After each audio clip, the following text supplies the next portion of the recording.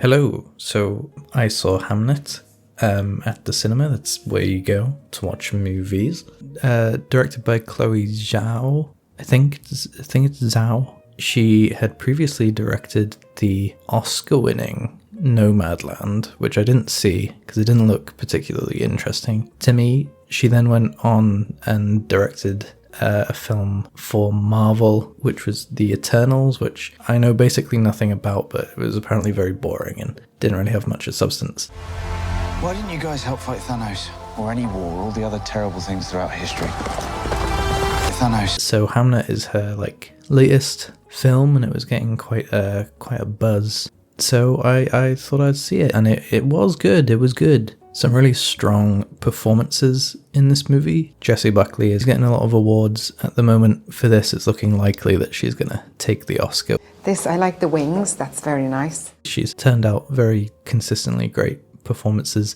So it's nice to see her being properly acknowledged for a performance. It's nice to see her in the lead as well. Really great performance from Paul Mescal, who I don't really think I've seen him in much else, actually. He's been in a few things. I've not seen After Sun. He's in The Lost Daughter. I don't remember him even being in that one. But yeah, he was really good in this. Very strong performances all around. The child in the film was also, surprisingly very, very good. He had a very difficult role, because if you don't get that performance right, then the whole thing kind of crumbles around it. Listen, I don't know anything about Shakespeare. I don't know anything about his personal life. Aside from the awful Baz Luhrmann Romeo and Juliet film, I have not seen any of William Shakespeare's plays. Not in film form, not in play form.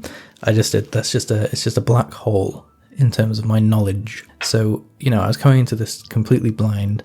To me, I think it's better if you do just view it as its own separate story that is not connected to any reality. It's more of a story about his wife dealing with grief and spoilers, losing a child, and that's the central core. And then him as an artist, essentially trying to make sense of the grief and of the loss via art. So it kind of ends up being a story about the healing power of art and fiction, but in kind of a roundabout way, which is what really struck me about the story and what I really liked about it. I thought that it was very satisfying to get that catharsis along with the character. It's a very emotional movie. It will prod at you. I could see people maybe thinking it's a little bit emotionally manipulative, that it's maybe trying a bit too hard to make the audience cry or to feel something. I kind of knew that was what this film was kind of going to be.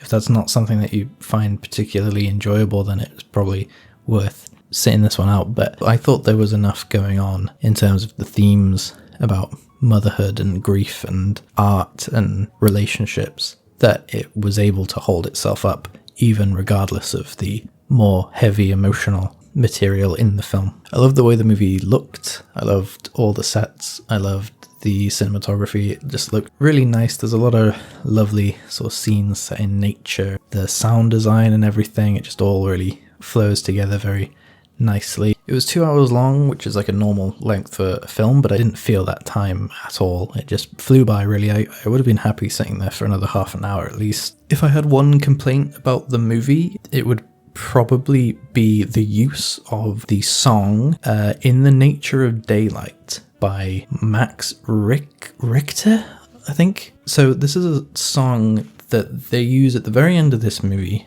at the emotional climax.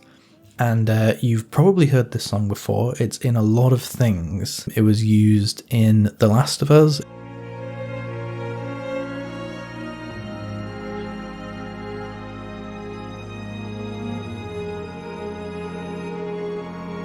It was used in the film Arrival. H-A-N-N-A-H.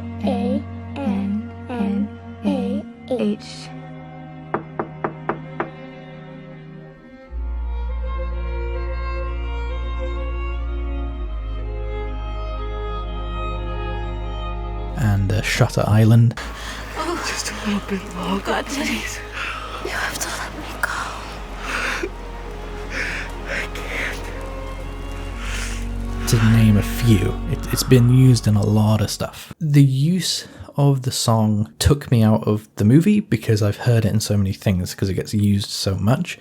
What's interesting about this film is that the score for this movie was actually composed by Max Richter. In an article that I read from Vulture, it said that they weren't originally going to use the song at the end, and he did score an original piece to play over the end of the film. And that whole sequence where, spoilers again, Jessie Buckley's character, grabs the hand of the actor and then everyone reaches out and it's the big emotional climax of the movie. That was actually supposedly improvised because that wasn't in the script. The scene was kind of born from the song, so it makes sense that they would use it. So that's nice to know. If that's true, then I respect the use of the song more. However, it doesn't take away from the fact that that song is used to death. It's a really nice piece of music, but it is used in so many other things, and so it took me out of the movie because I was thinking about, The Last of Us and Arrival and other movies that it's been in that I've seen.